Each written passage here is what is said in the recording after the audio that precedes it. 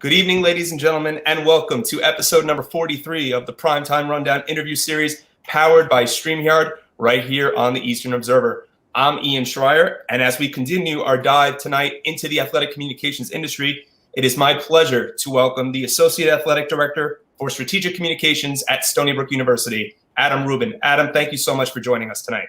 Oh, my pleasure, Ian. I watched last week's episode with Stephen Gorchoff, my friend from Hofstra, and even though he's my friend, I learned so much from that episode about him, so I'm looking forward to this. We certainly look forward to with your experiences, and for our viewers out there, at least for those that don't know, most of us as SIDs, we aspire to reach the pros, to reach the professional sports circuit and break into it. In Adam's case, he has a decade and a half of experience working in the professional sports circuit before coming to the college side, but more on that later.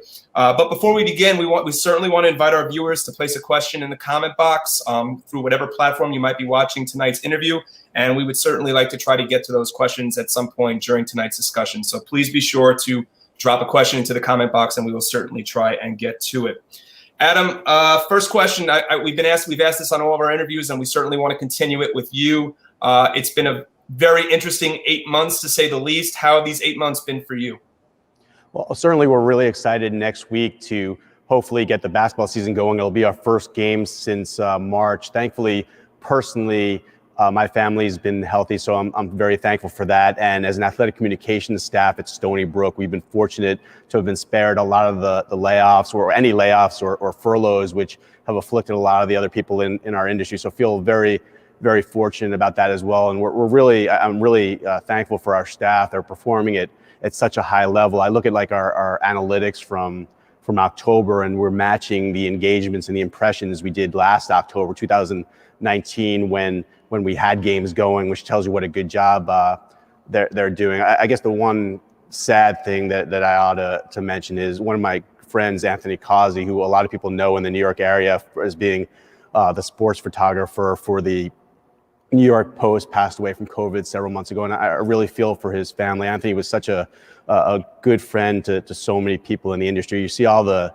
teams in the New York area responding and honoring him, and rightfully so. He taught me sports photography, which is my passion now, because he would come down to spring training all those years with the Mets for the New York Post, and I was the Daily News and then ESPN, and we really got to be close, and he was so helpful to me. In fact, he took the Stony Brook men's lacrosse photos, like a photo day, like a Met-style photo day he did for our men's lacrosse team in March. And he wouldn't even take anything for it, even though he laid out money even for like the white backdrop, which just shows you how generous he is. So as fortunate as we are at Stony Brook and my family personally, I'm still very sad for his family. And he was just an amazing person.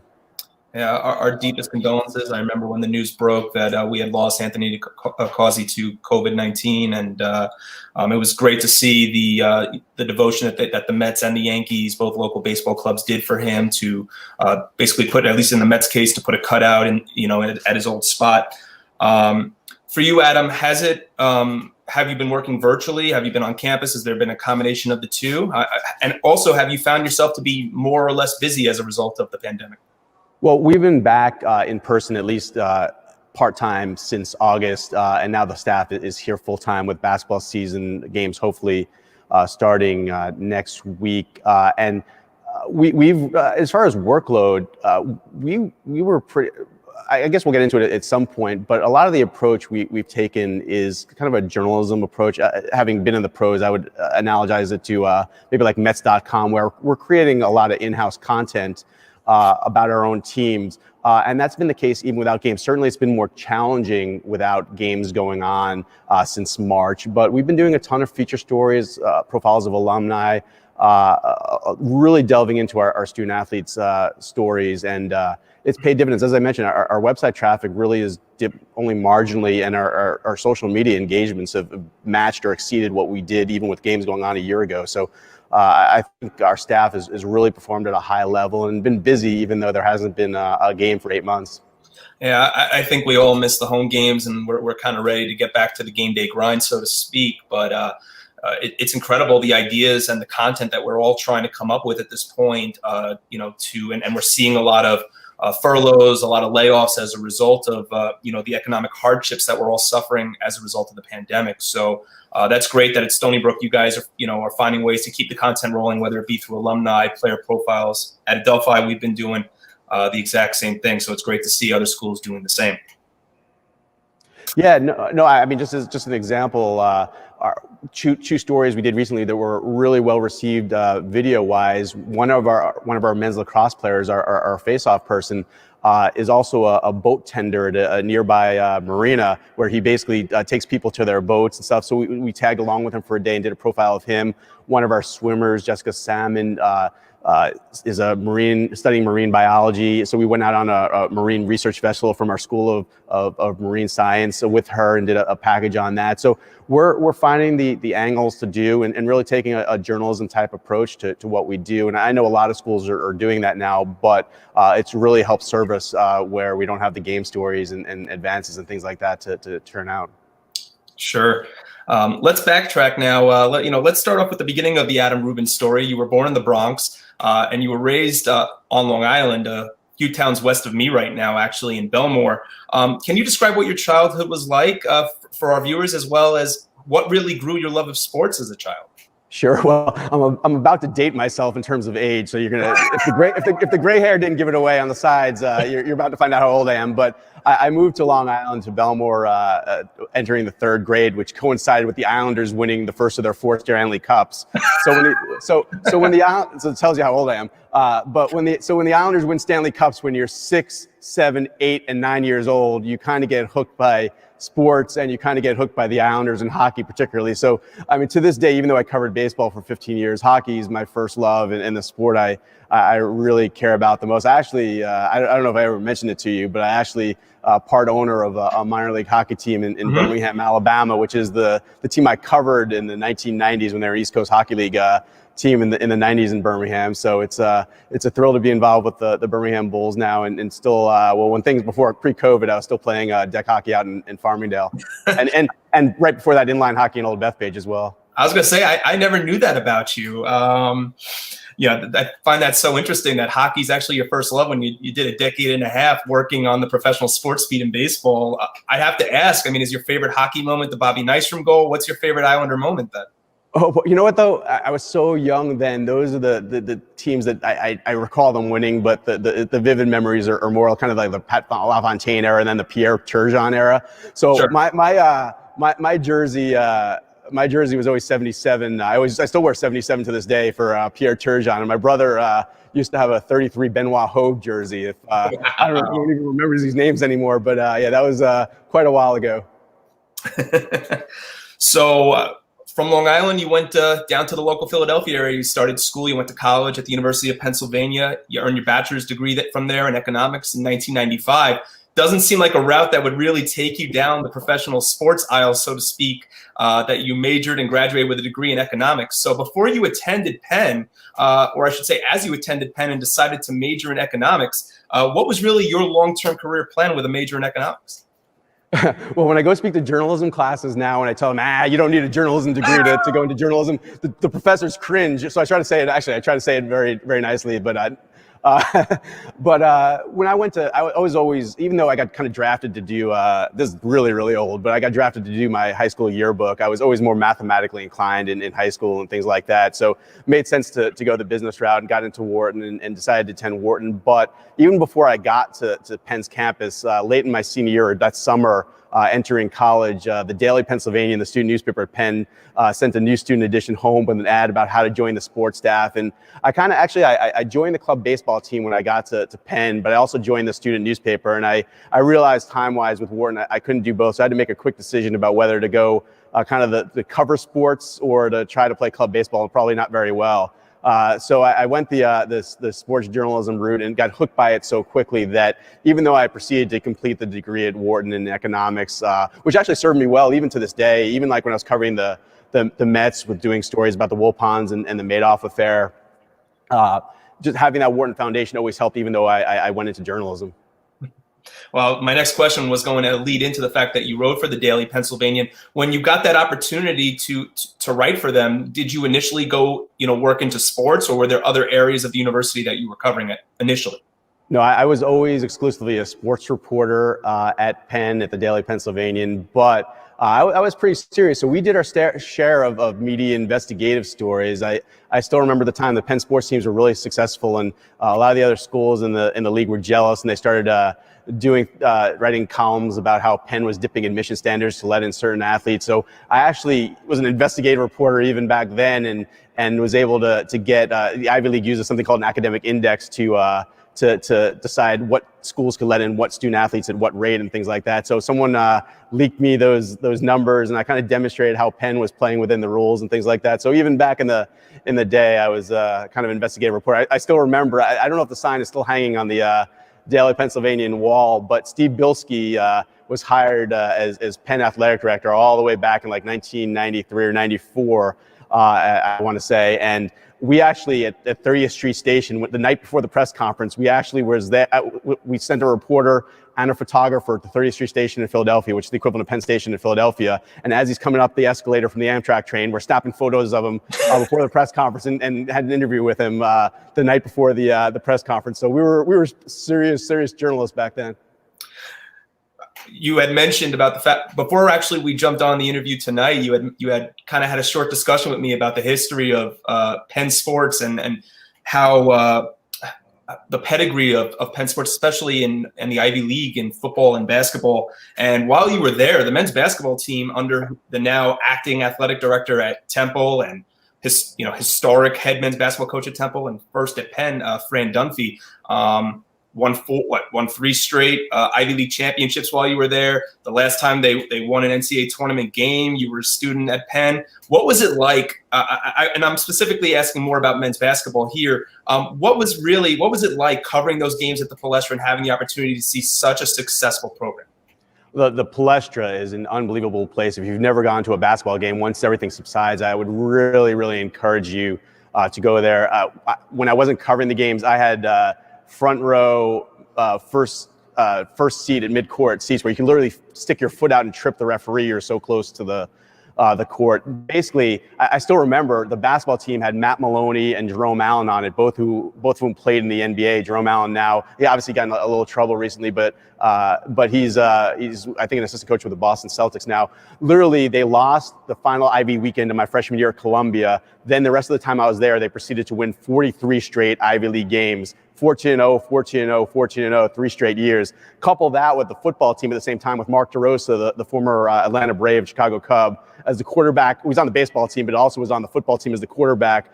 They won 21 straight games when I was there at the time, and went on to set what was the 1AA record at the time for most consecutive wins. So it was an amazing time to be at Penn. And the great thing about that NCAA tournament win in '94, I was actually there at the game. It was at Nassau Coliseum on Long Island. And if you know anything about the University of Pennsylvania and where it draws the students from, it's basically, I'm sure they try to keep as many Long Islanders out of there as they can. But it was a 1994 Penn basketball game at Nassau Coliseum was essentially a home game. And you had Nebraska coming with Eric Piatkowski was the star player on the team, all the way from Nebraska to play Penn and Nassau Coliseum. And we put a number, we did a number on him that day. And then the next round lost to Florida the year they went to the Final Four with Dimitri Hill and Andrew DeClercq. And then a senior year with Jerome Allen and Matt Maloney, took it was in Baltimore, the NCAA tournament game, and took Alabama to overtime with Antonio McDyess on that team, put a real scare in them that day, and unfortunately lost in the first round. And I still remember the Daily Pennsylvanian headline the next day was "Now it's over," because that was an amazing class. It wasn't just Jerome Allen and Matt Maloney. It was guys like Eric Moore was on that team, Sean Trice, just tremendous. Ira Bowman was a transfer from Providence who was on that team as well. It was just a amazing team. And I think other than Ira Bowman, they all graduated after that. We went to Michigan that year and my senior year and when they were seniors and beat what was left of the Fab Five that year at Michigan. For an Ivy League school to do that at the time, it was. I know Harvard and some other schools are really ascended now, but back then that was a huge statement. And what a history that was developed under, as you had mentioned, under Fran Dunphy in his time as the head men's basketball coach at Penn, where he really got his start and developed the eventual Hall of Fame career that he has. It doesn't have to be basketball related, Adam, but do you have a favorite sports moment in your time covering Penn athletics for the Daily Pennsylvanian? It's actually football related. Even and actually, it's funny. The coach here, the head football coach here at Stony Brook, Chuck Priori, was on the staff with Al Bagnoli. I think he was the offensive coordinator at the time at Penn when I was there, and he says he remembers me as the sports editor there. I don't really believe him, but he's humoring me and says he remembers me. But it was such a tremendous time. But the game I remember was 1993. And at the time, Penn and Princeton were both undefeated in football going into, I think, what was the last game of the season. And Keith Elias was getting an unbelievable amount of publicity that game. Sports Illustrated did a feature on him going into that game, I think. And he ended up with only 59 yards that game. And our running back, Terrence Stokes, I think had 272 yards that game. And we won the Ivy League title. And there were actually, even though Ivy League football attendance is usually pretty modest. Franklin Field holds about 60,000, but always had modest attendances. That game, there were over 30,000 people at that game, and Franklin Field, like the Palestra, is an incredibly historic venue. So it was just really, really an amazing time to be at Penn. Not all the sports teams were strong, but the men's basketball team and the football team were exceptionally strong, and we were juggernauts. I say we. I was a reporter for the Daily Pennsylvania, a student there, but we were juggernauts in the Ivy League in those two sports in that period. Did you actually? I was going to ask to kind of build off of the football history in the Ivy League. Did you also have any opportunities to cover games at the Yale Bowl? I've never been, but I'm curious to get your opinion on.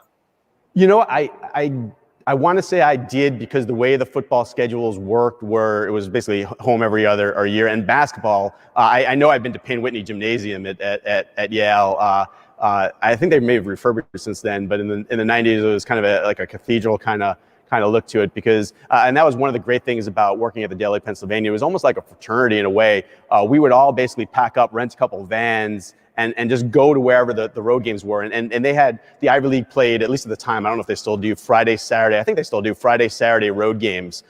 So basically, and there were travel partners. So one weekend we would go to Brown, Yale. Another weekend we would go to Harvard, Dartmouth. Another weekend we go to Cornell, Columbia. And we always would stay with whatever. There was always inevitably some family from the Daily Pennsylvanian whose parents lived there. So we would go up for a weekend and go to the games, whether we were the ones covering it or not. And it was just a tremendous fraternity-like experience going to those games. So your junior year, Adam, let's head to your junior year where... You better hurry up or else we're not going to get through my life.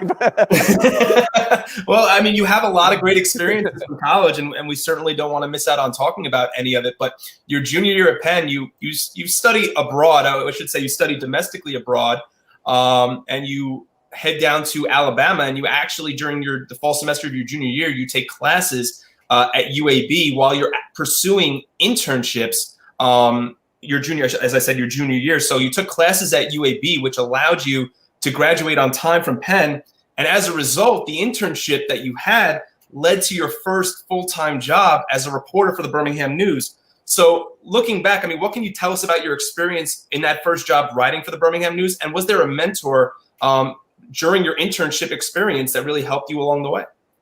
I'm so grateful for that experience at the Birmingham News. And there was an Alabama reporter at the time named Doug Segrist who picked my application out of a pile of resumes at the time for that fall internship of my junior year. And the wonderful, and I'm so thankful, I keep in touch with him to this day. If I had not had that experience in Birmingham, then I don't know if I ever would have ascended to covering the Mets or even really pursued seriously a career in journalism. The wonderful thing about that internship was that even though I was only 19 years old at the time, I believe, fall semester of my junior year, they treated me like a regular staff reporter. So whether it was going out and helping out with a sidebar, an SEC game, Alabama-Auburn game, or even sending me to, because at the time newspapers were healthier, they might send me to the Florida-Tennessee game to cover it as the primary person. So at 19 years old, I'm covering like Florida-Tennessee games for the Birmingham News. And the Birmingham News, aside from the Atlanta Journal-Constitution, was the dominant paper in that region at the time.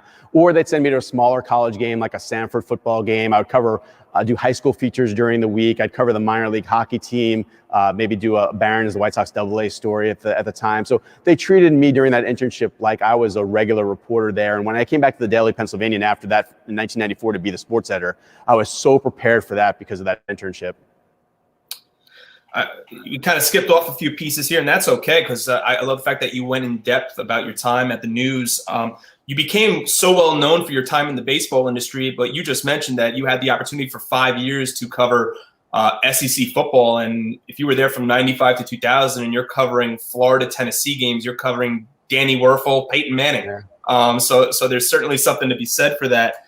You also had the opportunity to cover the 1996 Olympics in Atlanta as well. What were those? And obviously we know that at the 96 Olympics, there was a terrorist attack at Centennial Park, but what were those experiences like for you, for someone at your age in your early 20s, to have the opportunity? And you already touched upon it with the fact that you were able to cover SEC football, but most, including myself at that age, would die to have an opportunity like that. What was that experience like for you?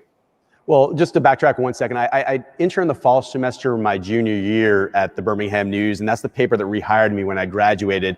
They didn't have a full-time opportunity, but they really liked me during my internship. So basically, they had a year internship after I graduated, 95 through 96. And again, they treated me like a real reporter. They assigned me to the U.S. men's Olympic soccer team for a year leading up to the Olympics, where I would follow the men's soccer team around the country. I remember they played a friendly or something at Mitchell Field right here in Uniondale, and the Birmingham News, it was a different time economically for newspapers. They sent me home to Long Island to cover the U.S. men's soccer team on Long Island. Then I got to cover them in the Olympics in 96. I still remember that was probably, there were a handful of moments in my career where I distinctly remember covering a event, and covering that U.S.-Argentina opening round first game in the Olympics was something I'll never forget.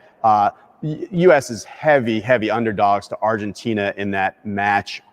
Argentina is one of the gold medal favorites. It's at Legion Field in Birmingham, which is where Alabama used to play a lot of its games at the time, including against Tennessee every year. And you have 85,000 people, mostly American fans, packing the stadium, most of whom are more college football fans, don't really know a lot about soccer. Soccer's obviously grown in popularity professionally. At the time, though, it was kind of more of kind of a niche sport, I would say. And Claudio Reyna scores less than in the first minute of that match. And even though the U.S. lost that match 3-1, just the explosion when Claudio Reyna scores 30 seconds into that match or so was just extraordinary. It sent tingles through everybody there. The U.S. ended up beating Tunisia. I remember the next game went 1-1-1 in that group, and didn't advance. I think it was Portugal. They tied Portugal, and Portugal ended up advancing. Actually, Portugal, I think, finished a point ahead of the U.S., but they had a draw between the two teams in that meeting. And just a wonderful experience. And that really, and basically what happened was that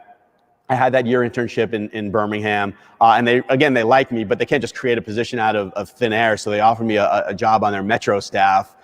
So for close to a year, I worked on the Metro staff. And I mentioned going to Wharton that I ended up not really practicing business, but it helped me in covering, say, like the Madoff affair. Well, that year on the Metro staff or so in Birmingham has helped me out tremendously too. When there were legal incidents over the years, whether in Port St. Lucie, if people remember back to the Kareem Garcia, Shane Spencer incident all the way back in the day at Big Apple Pizza, or let's say Francisco Rodriguez has the incident at Shea Stadium at the time with the domestic incident at Shea Stadium at the time. I mean, if you're a sports reporter and you haven't been drilled in who to call and those kinds of instances, it's more difficult. Where I had covered court cases, I had covered legal issues in that walk of life, so I knew exactly who to call. I knew what exactly databases to check and things like that. So it was a tremendous foundation I got at the Birmingham News, and I'm forever thankful for the people there for helping me out. Yeah, going back to what you were saying about about covering the World Cup, 4 years ago, I went to my first World Cup qualifier at Red Bull Arena between the U.S. and Costa Rica. That the U.S. lost 2-0. We certainly know that the U.S. didn't go on to play for the World Cup 4 years ago. We hope that changes in the years to come. But there's no experience, and I'm speaking from my experience, and I know you can as well, Adam, that there's no experience, in my opinion, at least, than going to a World Cup soccer game when you're there cheering on for your country, cheering on for your nation's colors. And I don't think I've ever heard a stadium ever get so loud. So sorry to cut you off. I mentioned there were several moments in my career covering games that stand out, and so many of them are because it transcends sports. Of those moments, so many of them transcend sports. I covered the first game back at Shea Stadium in New York. The first game back after September 11th when Mike Piazza had that dramatic home run. Again, it was about the country in the moment. Also, I was in Philadelphia with the Mets when word started to spread that Osama bin Laden had been killed, and those are the memories. Obviously, there are some pure sporting events that I really remember too, but among my favorites are the ones that transcended sports, and those are three of the examples, purely because of what it meant to the country and just the emotion involved with it.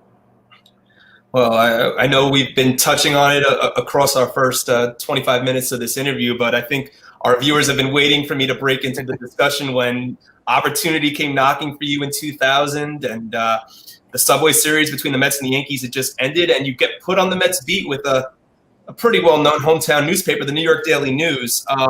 Again, a dream job. Can you tell us, explain how that came to be, to have the opportunity from going from Birmingham to coming home and having the opportunity to work of all newspapers, to work for the Mets beat and to work for the New York Daily News?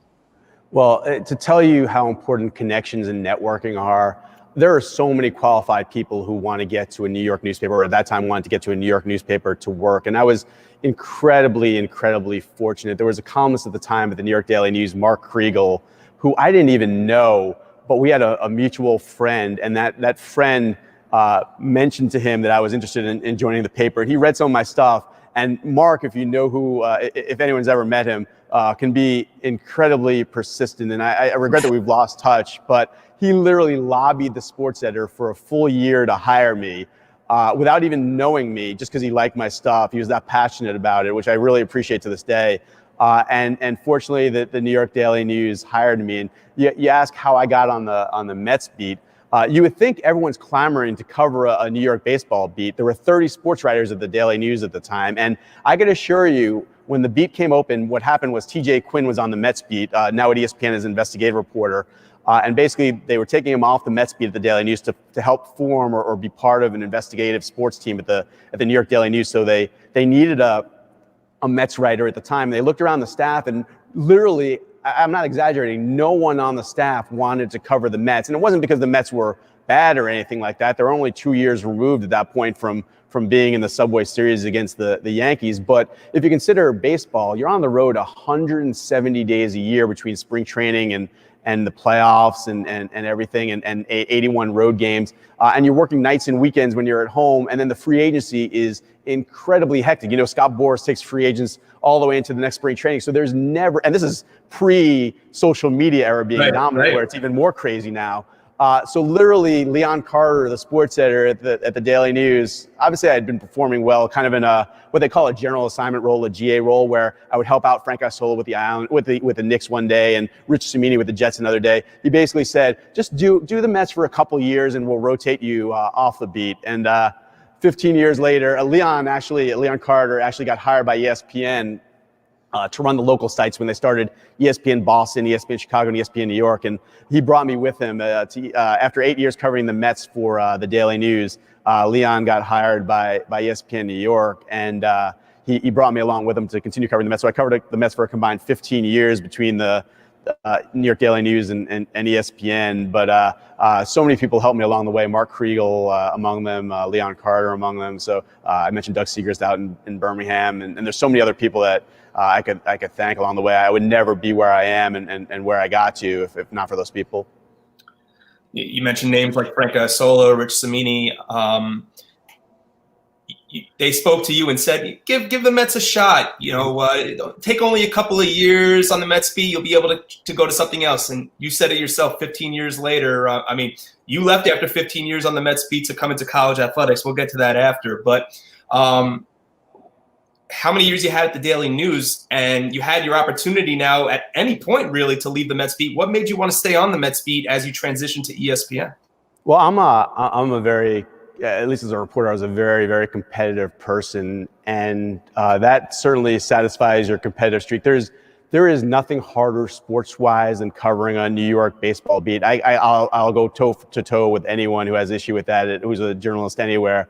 It's an incredibly competitive beat or competitive beats in New York, and baseball is the most grueling of any sport. And the bottom line is that the early years, no matter how hard you work, and I had a handful of scoops, but there's no substitute for longevity. You have to work hard, but there's no substitute for longevity in building up the sources and the way of getting stories and building up the trust in the clubhouse. And after taking a few years to build up that equity and that trust, it would have been a shame to walk away at that point. Plus, especially when ESPN kept calling, it kept getting more lucrative and more lucrative. So it made sense to keep doing it. But at some point, we'll get into it. But obviously, journalism, athletic communications now is feeling kind of the wrath of downsizing, but journalism has been experiencing that for a while and kind of helped fuel my decision to switch careers. When you jumped onto the Mets beat, what was it like for you? I mean, I could tell from being a freelance reporter the first time I covered a Ranger game at the Garden or an Islander game at the Coliseum, or I covered my first Mets game that I covered ever was Steven Matz's first start at Citi Field. I certainly know the nerves that were going through me. I mean, what was it like for you that first time you stepped foot into Shea? Well, for me, covering a New York beat, it's funny, I was never really intimidated at any point in my career covering anything because there's such a slow, gradual ascent. I was covering, like when we'll go back to the Daily Pennsylvanian, they put me, you did not just start covering baseball, men's basketball or football at the Daily Pennsylvanian. We had like 30 sports writers of the Daily Pennsylvanian. So I started, my first beat was men's tennis. My second beat was women's fencing. Then I think I covered the softball team. Then I covered the field hockey team. So it was a gradual ascent there. Then you get to Birmingham, you're covering high school sports, you're covering smaller college games. Probably the only time I was like, I don't want to say intimidated, or maybe I was intimidated a little bit, was UAB. I was the beat writer for UAB, and they were in Conference USA at the time with Cincinnati. And then they had Indiana on the schedule too. So, and this was in the heyday of Bob Huggins at Cincinnati and Bobby Knight at Indiana, both of whom could be a little excitable with the media. So asking questions of those gentlemen might have been a little intimidating for someone in their early 20s at the time.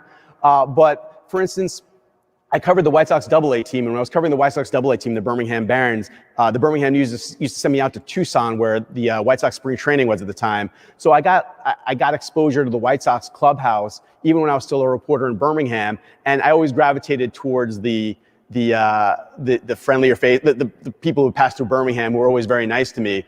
So there was never a period of awe. In fact, Jerry Manuel, who I went on to cover with the Mets as a manager, was the White Sox manager at the time when I was covering the White Sox AA team. And they were Jerry was so tremendously nice and kind at the time. And even the GM at the team, I don't know why I'm drawing a blank, Ron Schuler at the time, when I would call him up as the little reporter from the Birmingham News, calling up the White Sox GM to ask a question for a feature story on, say, Mark Burley or Aaron Rowand or Joe Creedy, who was on the AA team at the time.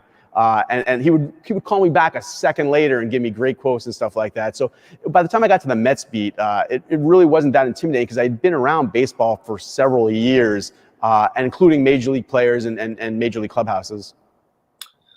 You spoke a little while ago about how important it is for a journalist to build up trust. How long did it take for you, I mean, to really feel, let me rephrase that. How long did it take for you to really build up that trust, to really identify yourself as a source that anyone was coming to for information? I mean, it took a while. I don't know the exact point, but I can tell you it's intimidating when you're in your 20s to get assigned to a Mets beat. And at the time, there were lions of New York baseball covering the teams for a long period of time. At the time, Marty Noble, the late Marty Noble, who was great to me, he was covering the team for Newsday at the time. David Waldstein, who's now at the New York Times, was covering the team for the New York Star Ledger. And the columnists, who are now more national columnists, John Heyman was at Newsday at the time, so he was breaking.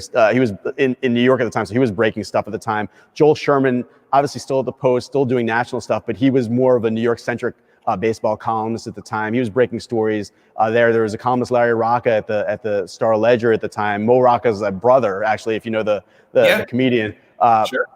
So it was really, really intimidating. But over time, you just start flexing your muscles. You get more comfortable. You're breaking more stories. The point where I started to get more comfortable, I think, now that I think about it, was there was that 2000 team with Bobby Valentine and Al Leiter and John Franco, and they had been around for years and years and years, and around those reporters for years and years and years.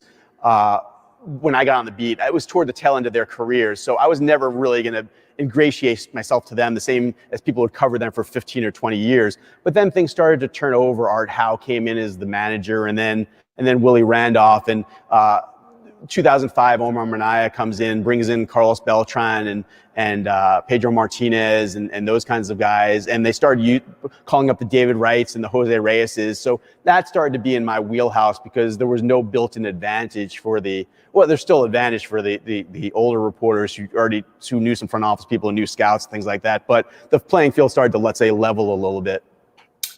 I'll never forget before I met you from working. I'll never forget our first phone call when you were talking to me about wanting to enter the collegiate athletics landscape. But before I spoke to you in a conversation over the phone, I followed you as a diehard Mets fan. I followed you on Twitter for all the news that I wanted about the Mets, and I would certainly see that some of the comments that how passionate the Mets fan base is, and how they would constantly question maybe anything you put on Twitter. But how was it for you, and this is piggybacking off what I'm saying, how was it for you continually being, especially once social media entered, how was it for you handling constantly being in the public eye? How did you handle all that scrutiny? Well, the job got more and more difficult over the years because early on, even though the stories got posted on the internet, it was an afterthought early on. Either you had it in the noblepaper or you didn't have it in the newspaper. So if you didn't have the story in the newspaper, you had 24 hours to come back and do better the next day. For us, it obviously accelerated the life cycle of a scoop to where it would maybe last 1 minute or so because someone else could get it confirmed and tweet out the same story a minute later. The intensity also got to be, it got to be pretty intense with social media because when I left the Mets beat, I had at the time the most followers of any team-specific MLB writer anywhere. I was close to 100,000 at the time. It's receded a little bit since then, but even if 1% of the people are nasty to you, that's still, if you have 100,000 followers and 1% of the people are nasty, that's still 1,000 people telling you suck every day. I still remember Josh Tolley was a Mets catcher. And it was a big story for us when he got rid of Twitter because he basically said, I have enough people telling me I suck at the ballpark. Do I really need to go home and have them tell me I suck too? So if you remember that story. So it was the same. Obviously the intensity for the players is more than for the media covering the team, but still it wears on you. And then just the intensity of the beat of having to check your phone every second of every day. As I said, when I started, either you had it in the newspaper or you didn't have the newspaper. And if you didn't have it in the newspaper, you had to come back the next day and do better. Now, I would break a lot of stories, but if someone else broke a story, I would have to catch up a minute later. But how do you catch up a minute later? You have to know what the other people reported. That means I have to look at my phone every second of every day to see what John Heyman's tweeting, what Ken Rosenthal's tweeting, what other people on the beat are tweeting. So it's just not healthy. Look at your phone every second of every day, scrolling through Twitter so you can catch up if you miss something. And I'm very competitive. I didn't take days off or anything like that. So sure. It could wear on you after a while. Well, I was going to ask, you had mentioned that, you have 100,000 followers, maybe you have 1,000 of those followers that certainly make insensitive comments, but how do you what's the best way? I think we all struggle through it, maybe not on a grandiose scale as a beat writer for a professional sports organization does, but how are you able to handle it? How are you able just to look past some of those insensitive comments? I'm not saying I was perfect. I never had any major gaps or missteps. You see things really, really blow up. But having more mature now, removed from it now, it's easy to say, well, you should just take a deep breath and walk away and say, would your grandmother approve? Like I do social media training now for our student athletes here, just like I did NYIT before this. And I say, would your coach approve of what you're tweeting? Would your grandmother approve of what you're tweeting? You got to kind of just take the same approach, take a deep breath and understand there's a lot of trolls and stuff. But as I said, it's a lot easier to say than to do in practice.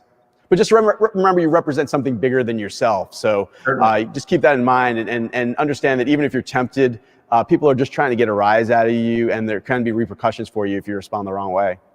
I think that's perfectly well said. But would you say that, and I think the one moment that everyone as a Mets fan or any sports fan looks back on your career as a professional journalist, certainly had to have been the case with Omar Minaya. But is there a particular high or low you can point to in situations like that really defined your career? In terms of social media, or just or in terms of working on the Mets beat and perhaps maybe even social media as well? Yeah. Well, well, in terms of social media, I think what defined my career, if I still get responses to this day, every time anyone else tweets "oh no" anywhere in the country, someone alerts me and says, "I think they owe you a royalty" or something like that. It's funny when I started. I keep saying when I started in Birmingham how old I am and stuff like that, but when I first started in journalism, it was a totally different model. You were told to be a fly on the wall and not draw attention to yourself. You know where that would get you today? If you're a purist and do exactly what they taught you in journalism school, you know where that would get you today?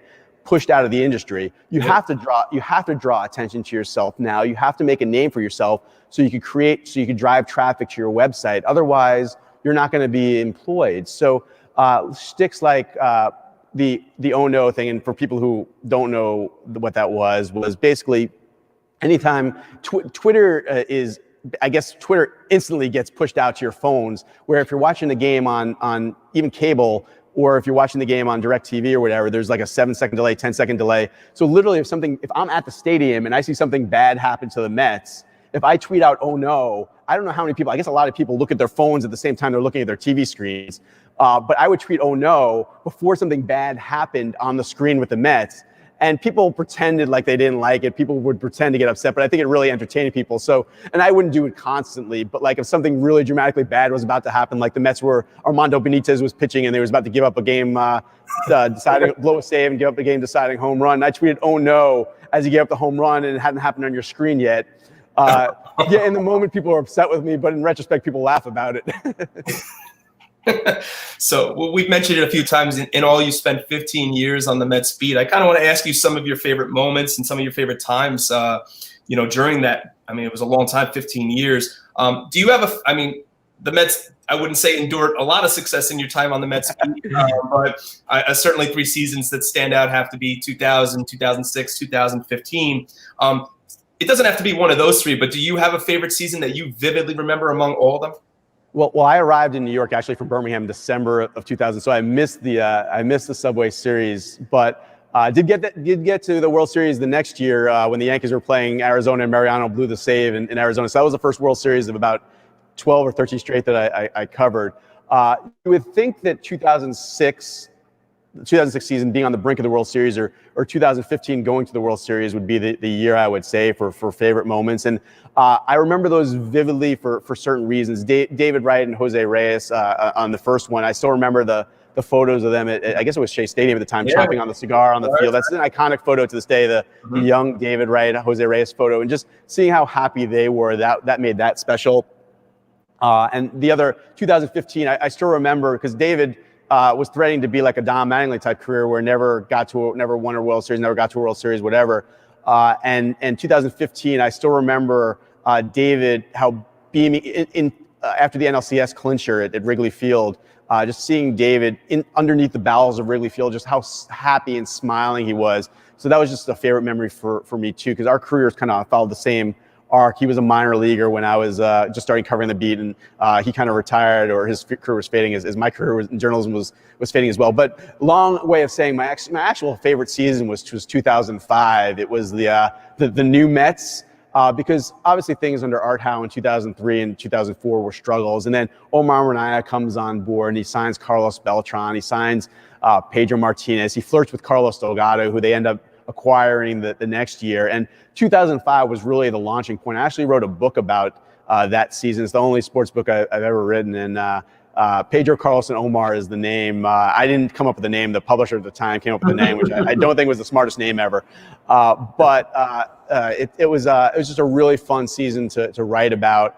So many things happened during this season. Obviously, they came up short of the playoffs that year, but it was really the launching point for 2006. And then after that, it was the barren wilderness with 2007, 2008 collapses, and then I covered after 2008, 6 straight losing seasons. So for everyone who romanticizes about wanting to see me back on the Mets beat, the good old days, just remember I covered 2 collapses followed by 6 straight losing seasons. So I don't know how romantic it actually was.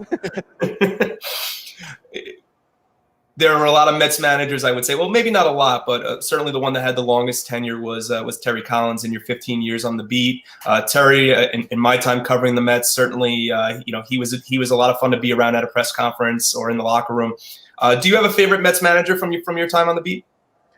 Yeah, I don't want to say a favorite one because actually they once I got established on the beat, Bobby Valentine, I was kind of just caught the tail end of his, so I kind of discount that one. But when you think about Art House, such a nice man, a little overmatched in New York, but it still bothers me to this day how he's portrayed in Moneyball, because that's not Art Howe. That was not an accurate portrayal of Art Howe, because he's not a villain by any stretch. So he was a tremendously nice man. And as I was kind of breaking into a New York baseball beat, and then Willie Randolph, he was. It's funny. You mentioned I was born at the beginning. I was born in the Bronx, and the glove I had growing up. I don't know if people still, when they buy gloves, I know they buy a certain model of glove that's a player's model, but at the time, the player kind of had a fake autograph in the glove that was their glove, and I had a Willie Randolph glove growing up. So to cover Willie Randolph was an absolute thrill. Growing up, once I covered the Mets, and he had a little bit of a chip on his shoulder that he hadn't been given a chance earlier. He was very defensive as in press conferences, but I got along with him really well. It's funny, he and Tony Bernard were oil and water, and every time Willie saw me talking to Tony Bernard, he used to give me the evil eye because he disliked Willie. Willie disliked Tony Bernard so much. But then Jerry Manuel, again, I knew him even from going to Tucson when I was covering the minor league team, the Birmingham Barons. He was the bench coach for Willie, and then became the manager when Willie had that 3 a.m. fire. Sure. He was incredibly good to me too, and Jerry was very kind of like Zen kind of cerebral in a way. I don't know if that's an actual description, but he was a lot more practical than Willie. Willie always used to get angry that the front office would tell him what to do, or lineups and things like that. Jerry's like, just give me the paycheck, tell me what to do, whatever. He knew how to play. Jerry knew how to play the game. But I don't want to say Terry's my favorite manager of all the managers, but if Jerry was good with playing, like knowing how to deal with the media, Terry was phenomenal. He was as open as anyone, probably too open for the organization's liking, but he was incredibly forthcoming, colorful, always available, old school in a way where you got the old stories and stuff like that. So all the managers I covered with the Mets, I really, really enjoyed, and they were, as I described, they're very different, but they were all incredibly kind to me. I really was blessed to have great relationships with all of the managers I covered, and it really helped me cover the team well. Certainly, along your trails in 15 years, you certainly traveled to a lot of cities in your time. Do you have, you've traveled the United States. I don't think maybe there's a state you've never been to, but do you have a favorite city in your career that you've traveled to? Any favorite eats along the way? Oh, well, in terms of ballparks, the two favorite, or ballpark / cities, the two favorite, the first one I'm going to name, you wouldn't actually think unless you've been there. Pittsburgh is once things get normal, it's close enough to New York. I presume a fair percentage of the people watching are from the New York area. Go to a road. The next time Mets or even the Yankees, if there's interleague or whatever, the next time they're in Pittsburgh, go to a game at Pittsburgh. That is a unbelievable place to watch a game. The ballpark opens up to the Allegheny River. You have the yellow Roberto Clemente Bridge going over the Allegheny from center field to downtown. I used to stay at the Renaissance Hotel, which was like the little arch at the other end of that bridge, the Roberto Clemente Bridge, and used to look back into the ballpark. It was just a wonderful, wonderful city to go to. And the other favorite is San Francisco. The energy of the ball, I don't know what it's like now, but the energy in the ballpark at the time was unbelievable. There's always the one thing I didn't like about San Francisco was the seagulls, because if you think like New York seagulls or Atlantic seagulls are angry people, Pacific seagulls are downright nasty. They will attack you. And they would descend on the ballpark, AT&T Park, at least if it's still called that. They would descend on the ballpark at the end of the game when the fans cleared out, and they were angry people, and the reporters were still there writing their stories. But the San Francisco, there was always a buzz in the ballpark. Again, it opened up to kind of the water in McCovey Cove. You had the smell of garlic fries and I think some marijuana mixed in with it. And it was just the buzz there was always sold out. It seemed like it was just and then the city right there. I used to stay at it was called Stanford Court, the hotel. It used to be a Marriott property on Nob Hill whenever I could, and used to walk to the ballpark, which was a long hike, although unfortunately it was mostly downhill. And it was just tremendously walking around downtown San Francisco. It was never particularly warm there, but it was always a fun trip as well. It's funny how those were the two cities you mentioned, because those are my two favorite ballparks to go to. I've seen a handful of them, and San Francisco and Pittsburgh to me top the list by a country mile. Now, granted, I've never been to Camden Yards, and I hear great things, but San Francisco and Pittsburgh, for our viewers, if you've never been, I highly recommend you go. I mean, San Francisco, I recommend you sit upstairs, go see the bay. It's really two beautiful cities, two gorgeous stadiums, and really it's a great experience. You've now been out of the professional sports beat now for 3 or 4 years now, right, Adam? I believe. Yeah, I joined NYIT, I want to say in February 2017, and that year I actually continued to write 4 times a week for SNY during that 2017 season while I was doing full-time SID work, and did a few freelance assignments covering games for the New York Post, but. I decided after that to go full throttle with the SID work, and it was, as you could probably see from the way I've talked, and I'm wired pretty intensely. And even though I was doing stuff part-time for SNY and a little stuff for the New York Post, I was watching every game. I was watching every post-game press conference and stuff, and it was a little too much. So either I was going to have to be all in, or I was going to have to kind of to give up on that. So I decided to just go full throttle with the athletic communications work after that. I would say after you arrived at NYIT, did you have any withdrawals, even though you were still contributing to SNY and ESPN? Was it weird for you that you weren't walking into Citi Field or some sort of visiting ballpark anymore? You know what? I had thought about it for so many years going to athletic communications. I actually went on a ton of, ESPN didn't know, but I went on a ton of interviews and actually got a handful of pretty impressive offers at the time. And ESPN kept giving me new contracts, so I kept kind of deciding to stay. So by the time I left, it was time to make the career change. I actually had at least one very, very tangible opportunity to continue in New York, even covering the Mets, when my time at ESPN was up. ESPN began to dismantle its baseball coverage. You saw even like lions of ESPN baseball, like Jason Stark and Jerry Krasnick get let go, in addition to the local writers. But the state, as much as we talk about athletic communication struggling right now, journalism is really withering, at least the newspaper model, and even ESPN too is or was really suffering. And so if I went to let's say Newsday at the time in my 40s and go to Newsday, they're more stable than most newspapers, but what's the future of any newspaper at this point? So I think I'd be perpetually looking for jobs for the rest of my career if I stayed in journalism. It gets harder and harder as you get older. Even The Athletic is getting a lot of buzz right now, but will that model really work? And if it doesn't work, there's going to be 400, 500, 600 sports writers all on the market at the same time who are employed by them. So it's a difficult, as much as in athletic communications right now, we're struggling. If you think about what's happening in sports writing right now, it's an even more difficult time for those people. I was going to ask, as a respect of the withdrawals, did you ever wake up at home one day, reach for the phone, and call room service, or no? Well, to this day, though, I can't use them right now because of COVID, obviously, but I still have over 1 million Marriott points and about 400,000 miles on Delta. So I won't be paying for a vacation for a while. The one benefit of being on the road for 170 days a year for 15 straight years. But just one aside, if I could tell you how nice a person David Wright is, I still remember I was covering I switched to NYIT in February of 2017.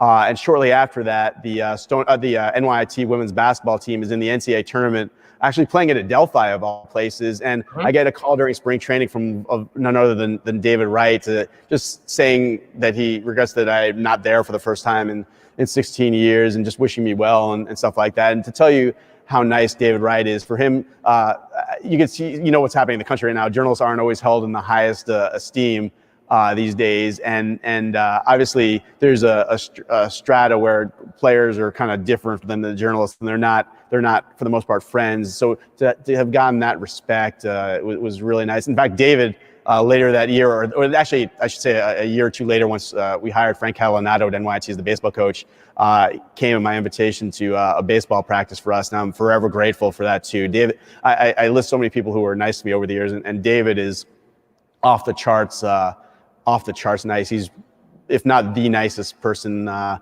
ever met in baseball, one of the top 3 or 4. Yeah, I remember being at the game when against the Phillies on a Wednesday night in April when they had pulled him off the field and he had been diagnosed with spinal stenosis. And it was really an unfortunate, I wouldn't say an end to his career, because he did come back and help propel the Mets to the World Series. And one of his best moments, besides the home run that he hit that when he came back against the Phillies in Philly, is certainly the home run that he hit in Game 3 of the World Series. And I was going to ask you, what was the loudest, in your opinion? It could be Shea or City. What was the loudest you really ever heard either stadium? Was it the 9/11 home run by Piazza, the catch by Andy Chavez in 06? What was it? Oh boy, you're putting me on the spot. Honestly, I mean, I remember the Piazza home run after September 11th. I don't think anything will ever top that in terms of moment. And my memory it was deafening. So I'll go with that. But that one, I'm usually not on the spot on questions, but that one you may have got me. Wow, I got Adam Rubin. I got to mark that down on the resume. Last question with respect to your career as a sports journalist, a professional sports journalist. What would you say after your 15 years in the business, at least on the Mets, and subsequently, or I should say, proceeding from your time in Alabama? What would you say to an aspiring journalist, someone that really wants to get their feet wet and join the beat? Yeah. Well, I remember when I was at the Daily Pennsylvania in the 90s, Ken Rosenthal was a columnist at the Baltimore Sun at the time. And we still have journalism conferences at the Daily Pennsylvania every year where we bring back alumni to talk to the current students. I organized it for several years myself after graduating. And Ken in the 1990s came back and at the Baltimore Sun at the time and was cautioning people to be cautious about entering the field in the 90s because of the unstableness financially of the industry and things like that. And you look at how he's ascended all the way since then to being a dominant baseball force for Fox. I graduated, had a nice career covering the Mets. So I would never dissuade someone from entering the journalism industry. Is it going to be challenging? Yes, but there'll always be a need for information. It's just a question of how it's monetized and how it's packaged. That's always going to evolve. So I would never discourage someone from going into the industry. Just you need to go in with eyes wide open.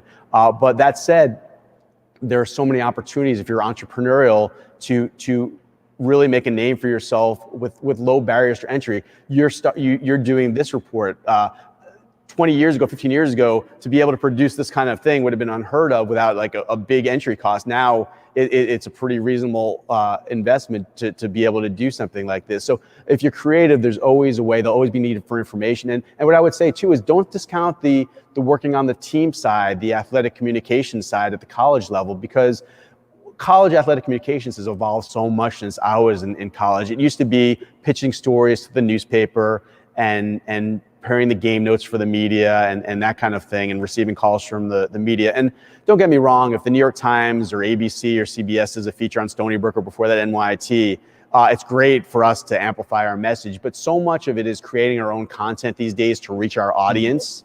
So, and journalists would frown on us doing the same thing on this side, because obviously we're doing it with a positive tone. We're not doing exposés on the number of positive COVID tests or anything like that, or what our staff salaries are or anything like that.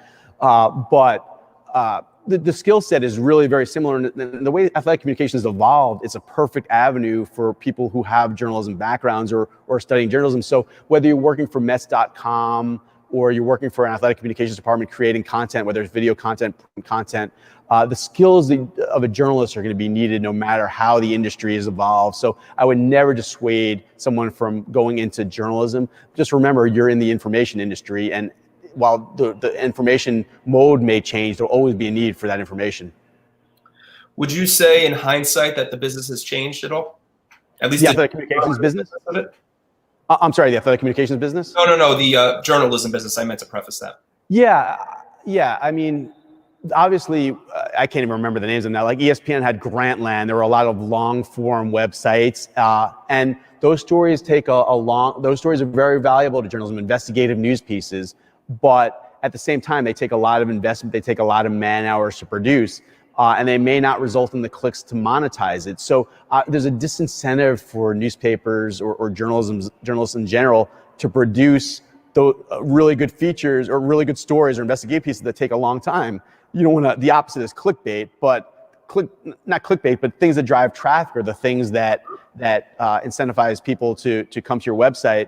So that's where you get the advertising revenue and things like that. So yeah, the Athletic's trying a model that they're selling their writing, and I hope that works for all the people in the journalism industry. But another trend, for instance, is people using their mobile phones to consume the news instead of laptops or desktops or reading it in the newspaper. So that means if you're just scrolling on your phone, there's going to be shorter stories than in the past. I'd say maybe 75% of traffic at most colleges now on their websites is from mobile, not from desktop or laptop. So the way people consume news changes, so the stories get shorter too. So if you're looking to go find a job where you could just write one long form piece a week, those jobs are few and far between. The people who are rewarded the most are the ones who are churning out copy all the time. And sometimes that's not the most rewarding thing in the world. Before we move on, I certainly want to share a personal Adam Rubin story of mine. Nothing embarrassing, but I didn't know Adam at this point, but I vividly remember June of 2015 and coming down to Citi Field to cover my first Mets game, and remember exactly where I sat for that game. And I was in the second row all the way off to the left, and I looked down at the first row, and there's Adam Rubin to the left, and Anthony DiComo from MLB.com to the right, and Jared Diamond from the Wall Street Journal. And the intimidation factor for me, as an aspiring journalist, and at the time I'm 31, 36 now, but an aspiring journalist, someone who wants to see himself one day in the professional sports beat, to have the opportunity not to actually go downstairs and go talk to you guys, but just admiring you guys from afar. I wish I would have known then what I know now. So. Well, I think Jared Diamond and Anthony DiComo would be thrilled you called them intimidating, because you might be the first person to ever call them intimidating.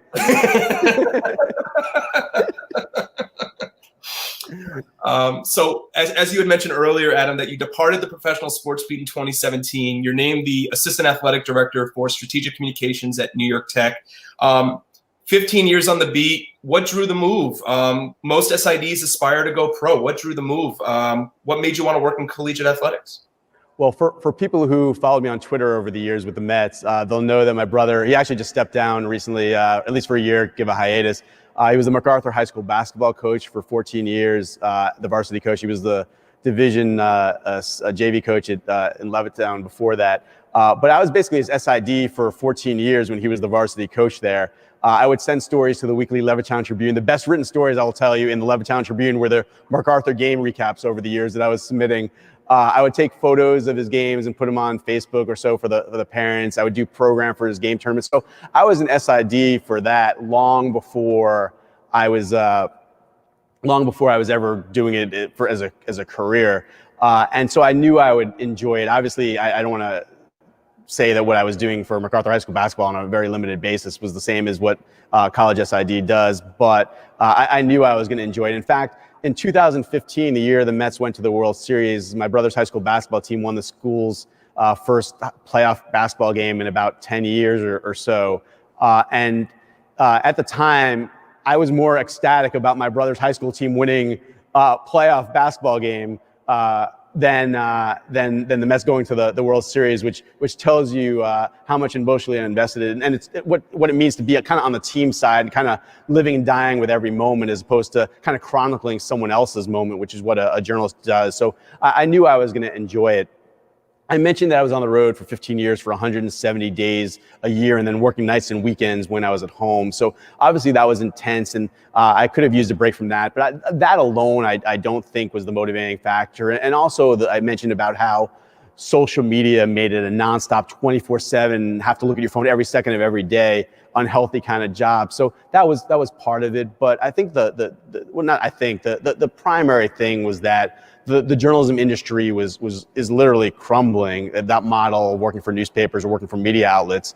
And if I decided to jump to another media outlet, then, as I said, I think I would be perpetually jumping to media outlets throughout the rest of my career. So it was the time to make a switch to what at the time seemed a little more stable profession. Obviously, as we mentioned, athletic communications has been hit pretty hard at some places now too. So I knew I was gonna enjoy it, and I haven't been disappointed by it at all. It's just experiencing the moments I experienced right when I first started at NYIT, D2 school. We went up to the women's basketball team had never won a game at Roberts Wesleyan College in the East Coast Conference, the Division II conference, which at the time had NYIT, Malloy, LIU Post. We get sent up for a first round women's basketball game right after I started.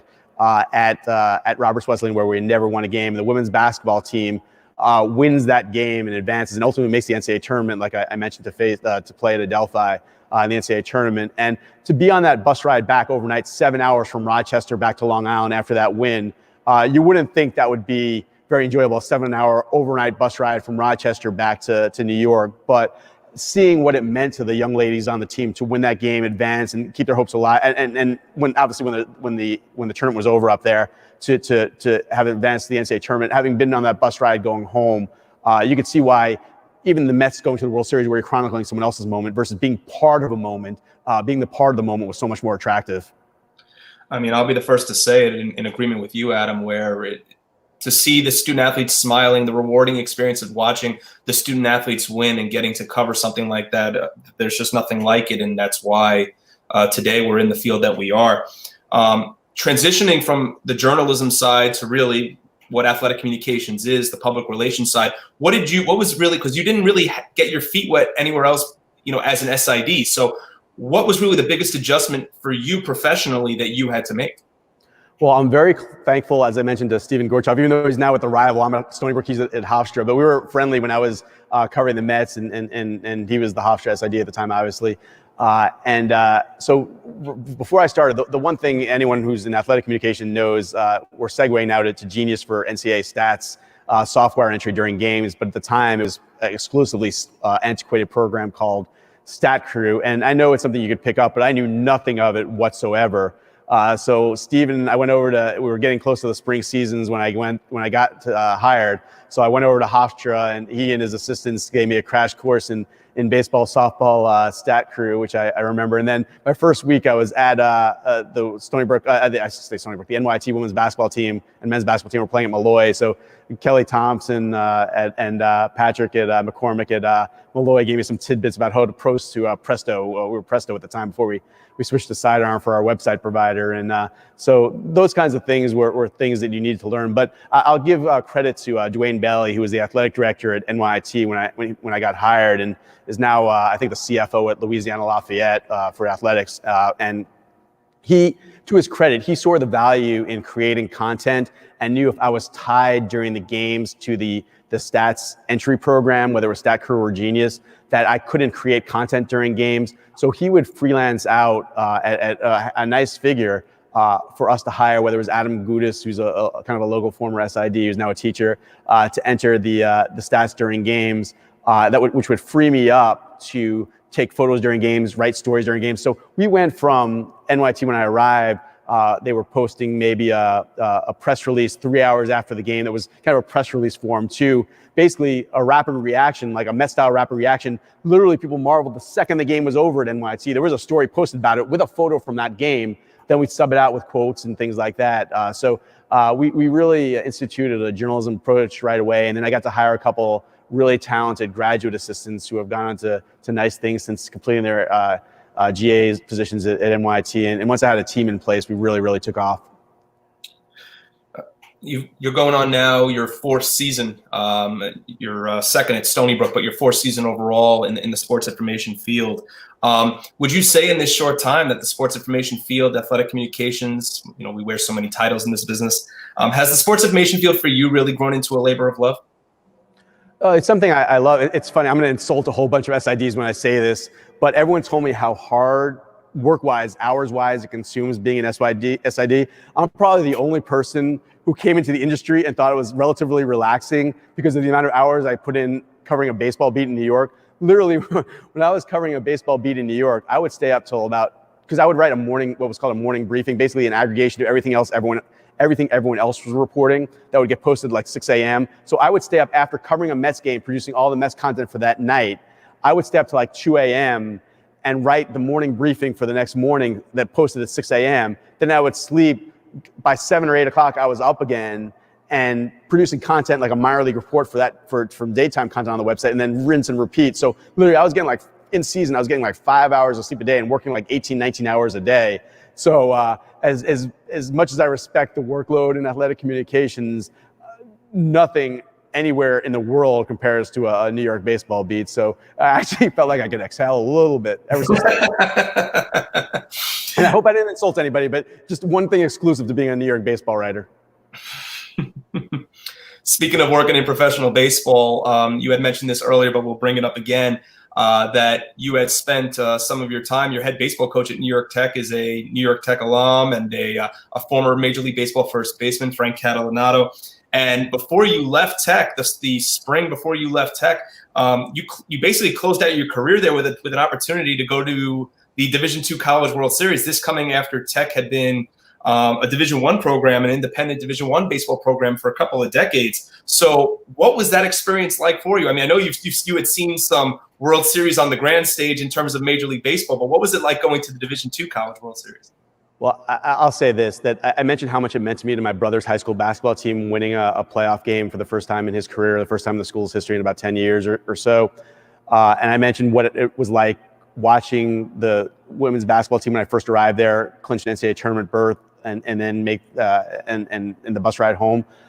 The most fun I've mentioned covering Olympics and stuff like that. The most fun I've ever had with a season and a team was the NYT, New York Tech baseball team, the year Frank Catalanato was hired. I'll take a couple steps back. You alluded to the D1. NYT, New York Tech was D1 in baseball for 35 years or so, and dropped. My first year there was their final year in D1. They only had, I think, 4 wins that year. Then they dropped to D2. No one transferred, so they dropped to D2 in the ECC, still having that Division I talent. No one had transferred, and they went 13-25-1 their first year in D2 with a whole bunch of D1 players. And so they decided to make a coaching change. And fortunately, I was given some leeway, given my connections, to start recruiting a coach. And I was really, really, really ambitious. I even asked David Wright if he would be interested, because I'm not kidding, because he was retiring. And David told me at the time that the only thing he would ever coach is his daughter's Little League team. He wants nothing to do with baseball on any regular basis. But I asked Mike Baxter, who was who had a great catch in Johan Santana's no-hitter.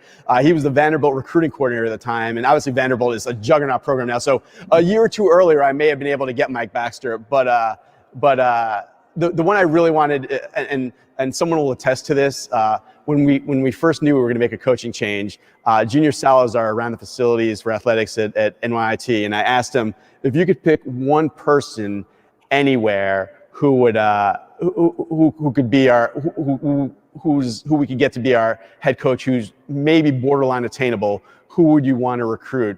And he thought about it overnight, asked a few people, and he came back to me today and said the next day and said Frank Catalanato. And I smiled because I had already reached out to Frank. He was the number one choice for me. He had never gone to college, which made it even more fascinating. He got drafted. He had signed with Seton Hall, but he got drafted by, I think it was the Tigers, right out of high school, out of Smithtown West High School, and went pro. And to tell you the job that he did in a long roundabout way, he took a 13-25-1 team, really didn't have a chance to recruit his first year, and his first year at NYT took them to the College World Series for D2, which tells you how much coaching is important in not just having talent. I knew the first day of fall practices that things were going to be different. There was more instruction, not to malign the previous staff or anything like that, but there was more instruction the first day of practice in the fall than there had been the entire previous year under Frank. And it wasn't just Frank. There were the assistant coaches actually were all Tech alums.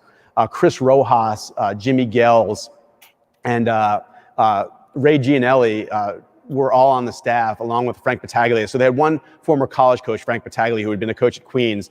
But the other 3 guys, plus Frank, had to combine 50 years of pro playing experience. And having played in the pros doesn't necessarily make you a great college coach or a great coach in general, but these guys were fabulous, fabulous teachers. To have 4 guys who either played in AAA or the majors on a staff of a Division II team, they changed things immediately. They brought a swagger right away to a team that didn't have a lot of confidence. Then we brought in David Wright to that practice that following, leading into that upcoming season. He gave them even more confidence that you're important, you can do this. I still remember the speech that David gave. You can find it on YouTube. SNY filmed it too. It was a fabulous, fabulous speech.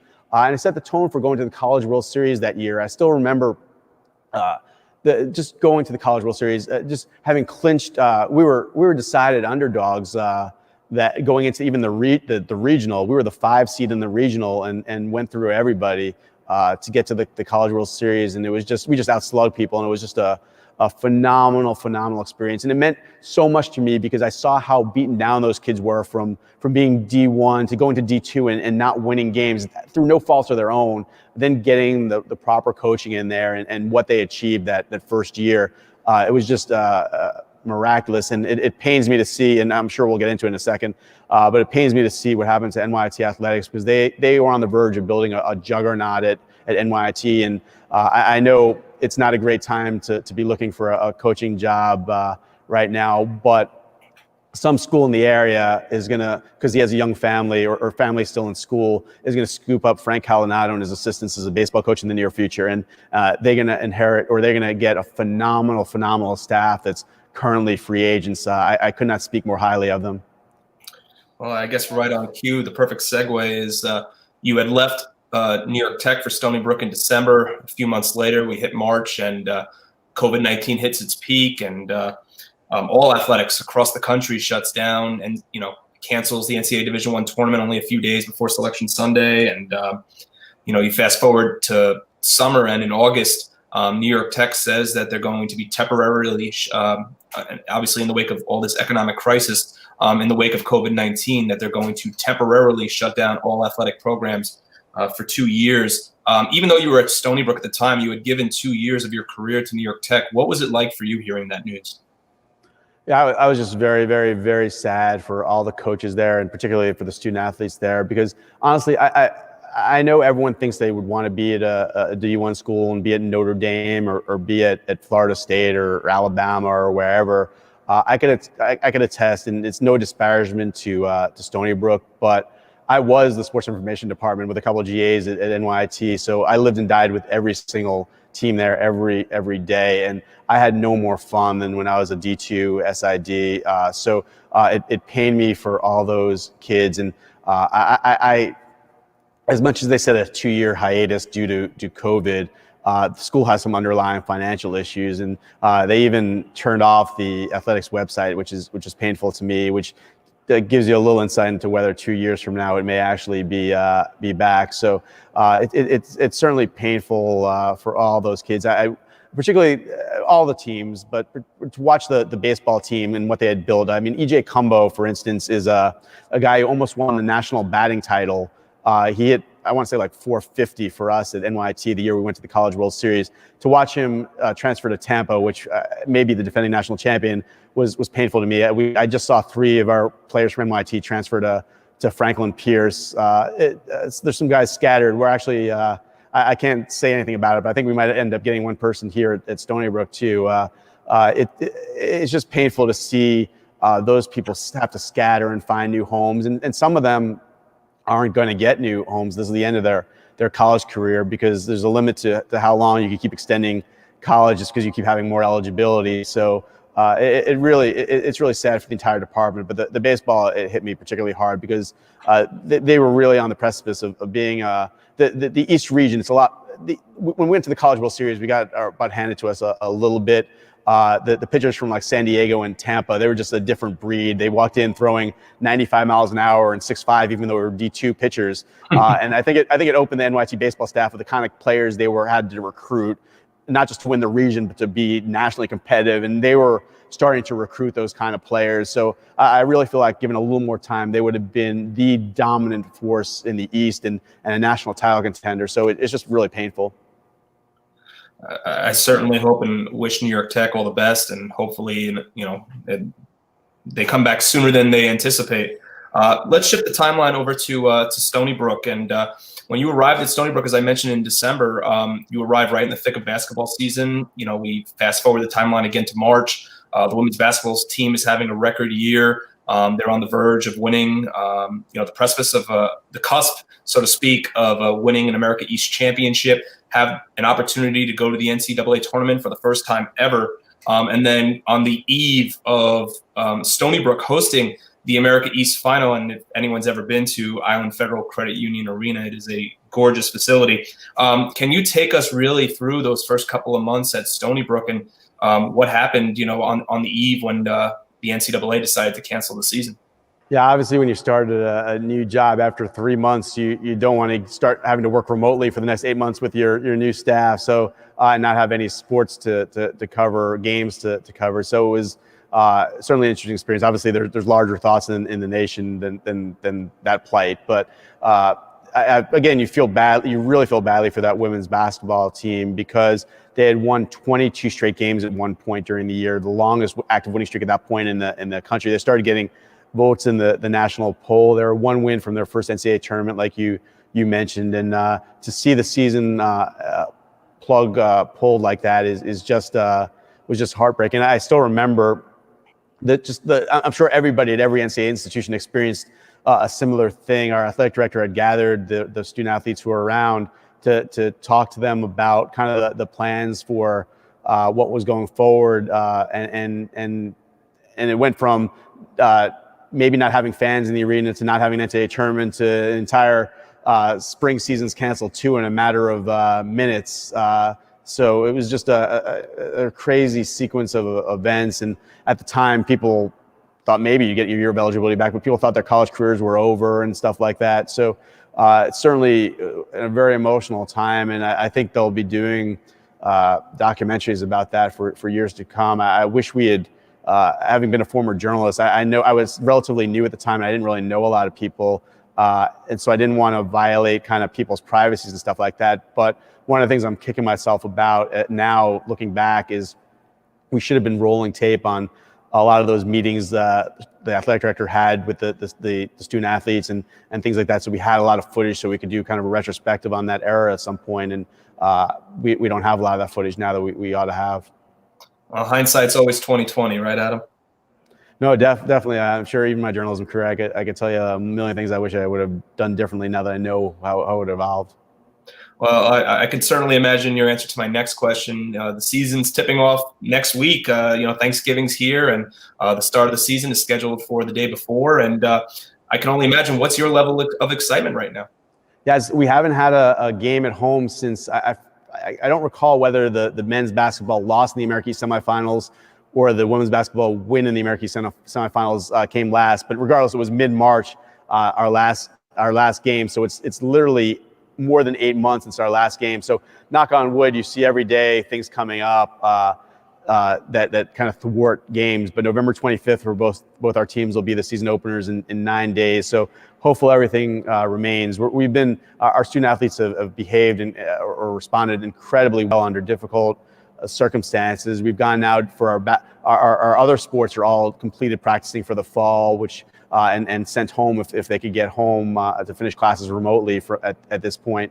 And so the only teams on campus right now are men's and women's basketball teams. They're getting tested 3 times a week and I think responding to the calls to behave cautiously and not interact with people outside our bubble, so to speak. So hopefully we can get through the season, have a NCAA tournament, and I'm really proud of the way they performed so far. And I know everyone's going to be really, really thrilled. We even streamed in recent weeks some of our intra-squad games. And to tell you how popular our women's lacrosse team is, we streamed a women's lacrosse intra-squad game. And I haven't checked the figures today, but as of a week ago, like a day or two after the stream, we had 7,000 views of our women's lacrosse team's intra-squad game on Twitter alone. So it tells you how popular that team is, and just more generally the hunger to see live action again. So looking forward to real games starting next week.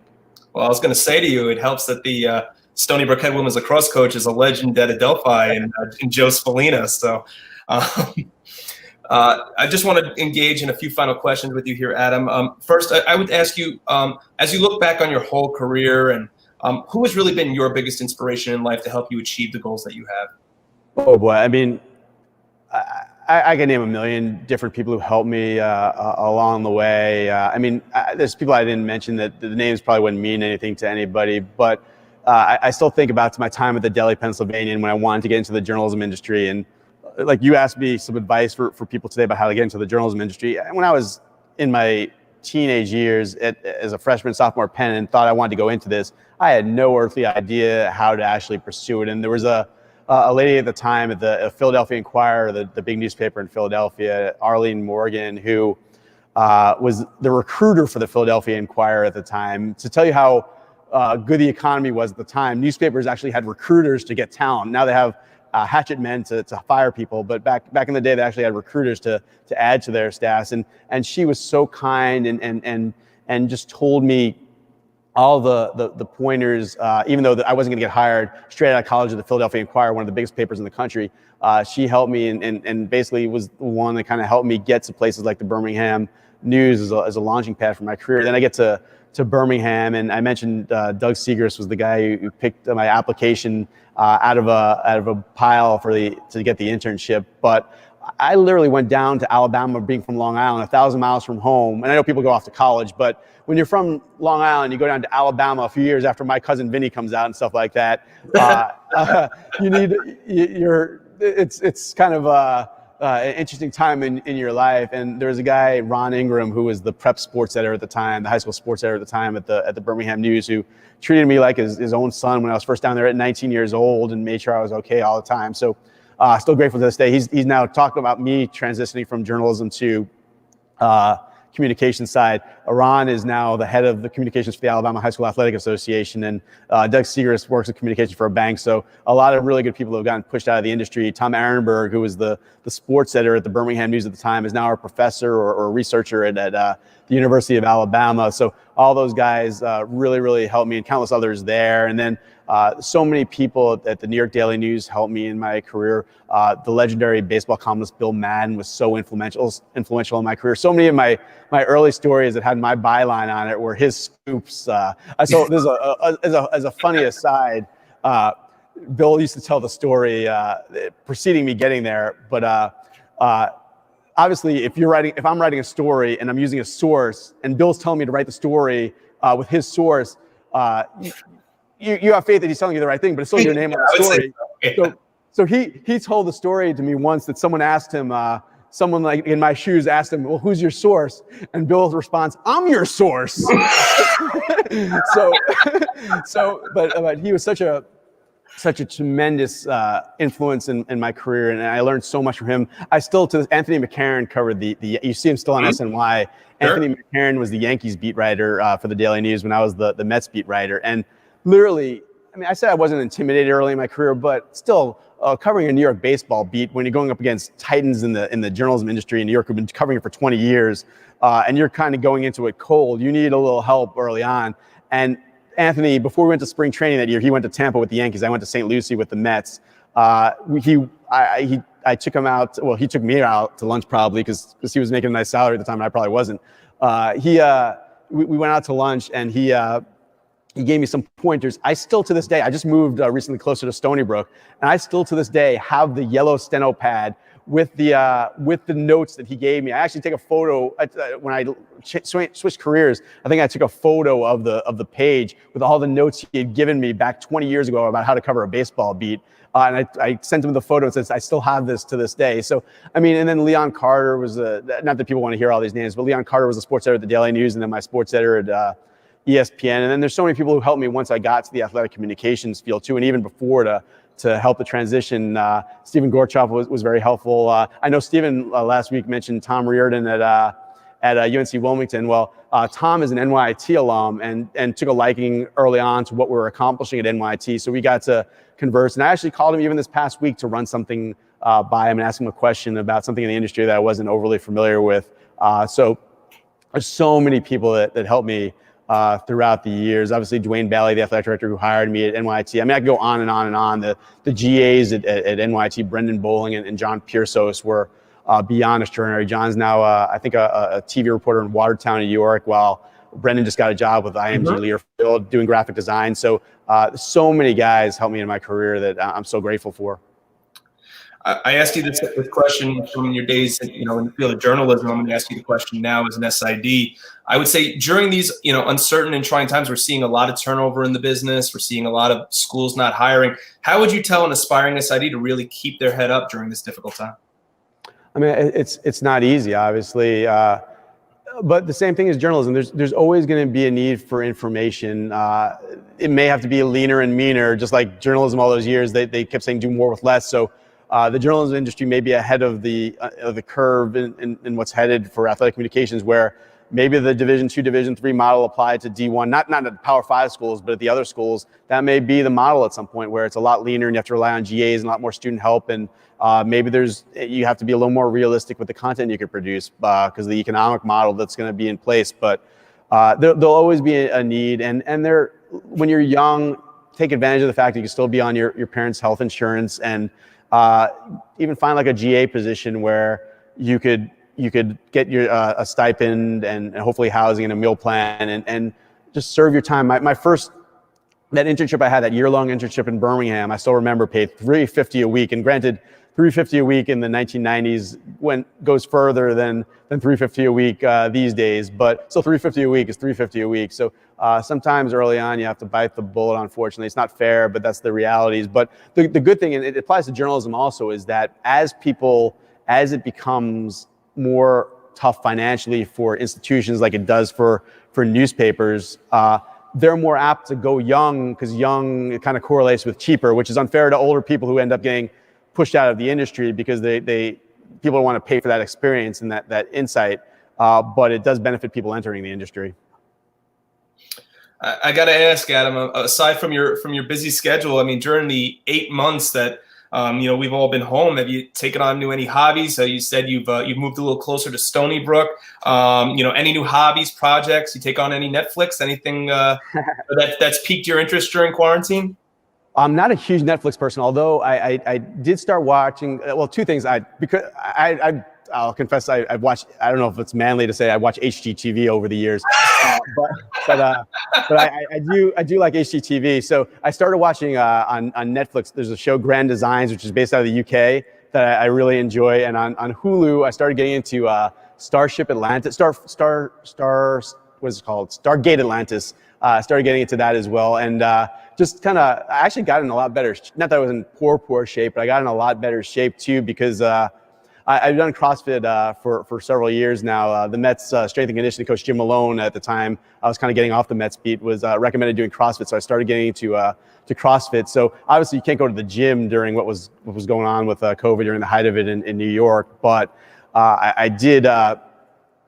They were doing Zoom classes from my CrossFit gym, so I was doing it more and more frequently, to where I was doing it like 3 or 4 times a week. So I did get more and more into to CrossFit. The good thing about doing CrossFit on Zoom is that if you have your lens on your laptop or whatever camera you're using pointed the right way, if you go down to do a burpee or whatever, they can't really see if you actually went all the way down to the floor or not. So you can cheat. You can cheat. You're only cheating yourself, but you can cheat a little bit. But those shows and the CrossFit, probably the things I did most. I'm really into photography too. That's really my passion. I mentioned Anthony Causey at the beginning. I was interested in photography, and he really took me under his wing and taught me so much about photography. So I was really grateful when some of like the collegiate baseball league started. I know the Hamptons League never started this past summer, but we had some guys playing on Long Island. We had some guys playing in New Jersey, and I would just go photograph them during the at least the late summer. And that I get more pleasure out of, even though I was a writer for the most part of my career, journalism career, I get more pleasure out of photography than anything. So to be able, kind of late summer, to go to whether it was Mitchell Field or out here in Suffolk at some of the ballparks out here, and photograph the players, or even in Jersey a few times. I know I was at Yogi Berra Stadium at Montclair State. To be able to go to those facilities and shoot our players was just very, very fun for me, and help pass the time during the summer. I got to ask one last question for those viewers that are from and since our footprint tends to be New York and Long Island, not tends to be, but is New York and Long Island. I got to ask you one last question as a journalist. Thoughts? Wilpons, Cohen, what's going on? Oh boy, you're gonna get me in trouble. You know what? Everyone presumes, just like they presume that I have a bad relationship with Omar Minaya, which is the furthest thing from the truth. Everyone presumes. It's funny. I tweeted best wishes to Jeff Wilpon when the sale went through on Twitter, and everyone thought, "Oh, that's a great tweet. You're being so sarcastic. That's a great." And I was actually being sincere. I mean, obviously, when you cover someone intensely for 15 years, when you cover the Madoff affair and things like that, you're going to have your share of disagreements. But Jeff and I actually always got along really well. I shouldn't say always. Like 95% of the time, got along really, really, really well. and I thoroughly enjoyed. Well, I shouldn't say thoroughly enjoyed, but we had a very good working relationship. I still talk to him to this day. I called him up and wished him best wishes as well when the sale went through, and I don't think anyone's shedding any tears for him. The family probably walked away with a couple $1 billion and still owns SNY, still owns a vibrant real estate development company. I think they're working on the Islanders projects, things like that. And so I don't think anyone's crying for Jeff Wilpon or anything like that. And but as I said, I feel good for Mets fans because obviously the Wilpons didn't have the deepest pockets in the world, which is probably an understatement. But I remember when Paul DePodesta got hired, he called it Moneyball with money, which was not quite obviously the case. It didn't bear out that way. But obviously Steve Cohen's enthusiasm is something that is great for the fans to see, and everyone's expecting the team to go out and spend big. I will caution if I were giving Steve Cohen one piece of advice. I mentioned I was watching shows on Netflix and things like that. If you watch what's the show? Something Till I Die is about one of the former Premier League teams. I can't remember which team it is now, but it's Sunderland. If you watch season 2 of that after the new owner takes over, and he makes all these promises, and I think they're still in the 3rd division to this day. I would caution Steve Cohen I would recommend, if you were watching one thing, maybe watch that season of Sunderland Till I Die, because obviously they were pretty boastful and they almost delivered. They came within a goal in overtime or something like that of not getting or getting promoted to the next division, but. Talking a good game is, and I know he's sincere, but it's there's a lot of people who are very, very smart with 29 other teams too. So no matter how good your intentions are and how big your wallet is, it doesn't necessarily buy a championship. So I hope he's cautious and doesn't raise the bar too much, because if you raise you're always judged against your expectations, I should say. So just this is the caution tale there.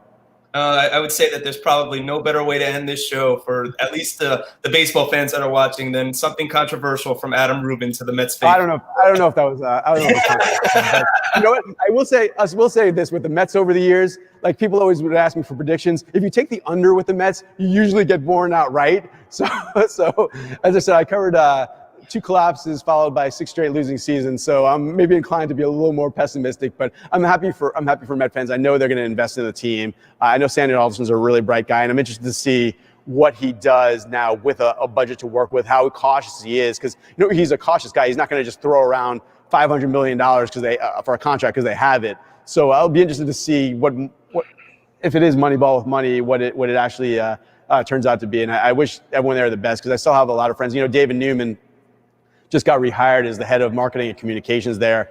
He's actually a good friend of mine. He lived in the same building with me when I lived in Long Beach, and I wish him the best. I'm glad he's back with the organization. So I have a lot of friends there still. I still know players on the team who I'm very fond of. So I mentioned how nice David Wright is. Guys like Brandon Nimmo are off the charts nice as well. So I certainly wish those guys well, and I'm sure they will succeed to a certain level. I just what I meant was that getting a World Series is a little harder said than done. And no matter how much you talk, it's there's 29 other teams with very, very, very bright guys and some deep pockets also.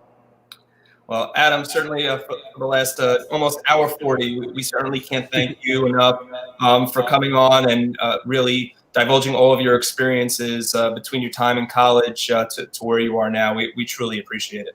My pleasure. I just heard, I don't know if you can hear my I guess my computer was beeping with text messages. So I hope I didn't say something too controversial, but I hope you didn't hear it either. But and my phone just started to explode. So hopefully I'm not getting too much hate text right now. Well, Adam, just hang on for 1 second. So before we close tonight's show, we certainly want to let everyone know what's happening on the Eastern Observer this week. While the fun continues tomorrow night when the Essential Wrestling Podcast kicks off at 6 p.m. That's tomorrow night, November 17th. On Thursday, November 19th, we welcome former New York Islanders and Chicago Blackhawks goaltender J.F. Berube to the interview series starting at 8 p.m. And then this Friday, I'll be in the host chair and joined by my partner, Rob DeLuca, to get you caught up on all of the hot topics in sports on the Primetime Rundown beginning at 6 o'clock. And finally, the EWP crew wraps up the week by getting you ready for Survivor Series. That's this Sunday with a special airing of the Essential Wrestling Podcast beginning at 3 p.m. on Saturday. It all begins tomorrow night right here on the Eastern Observer and I-95 Sports Network, Zingo Channel 198. You won't want to miss it. And then on Monday, November 30th, please join me for episode number 46 of the Primetime Rundown interview series, powered by StreamYard. As the Assistant Director of Athletic Communications at St. John's University, Victoria Lanza joins me on the show. We'll be sure to touch upon her start in the collegiate athletics industry as a student at Ole Miss and her eventual landing at St. John's with a stint in television production in between. That's Monday, November 30th at 8 p.m. One last time, ladies and gentlemen, for my guest, the Associate Athletic Director for Strategic Communications at Stony Brook University, I'm Ian Schraier. Have a good night, everybody.